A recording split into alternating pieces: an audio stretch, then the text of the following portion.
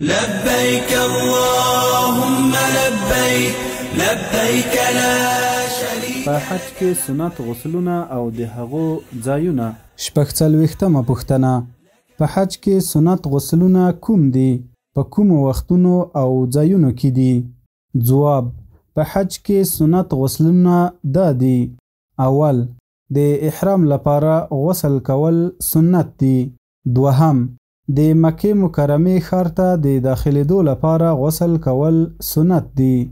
دریم، د عرفات د درېدو لپاره غسل کول سنت دي. څلورم، د مزدلفې د وقوف یعنی درېدو لپاره غسل کول سنت دي.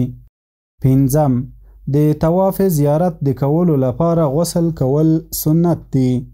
شپږم، اووم او اتم، د شیطانانو د ویشتلو د دوهمې، درېیمې، څلورمې ورځو لپاره غسل کول سنت دي. د اولې ورځې د شیطان ویشتلو لپاره غسل سنت نه دی.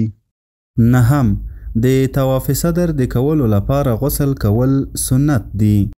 لسم، د مدینې منورې حرم شریف ته د داخلېدو لپاره غسل کول سنت دي. لبیک اللهم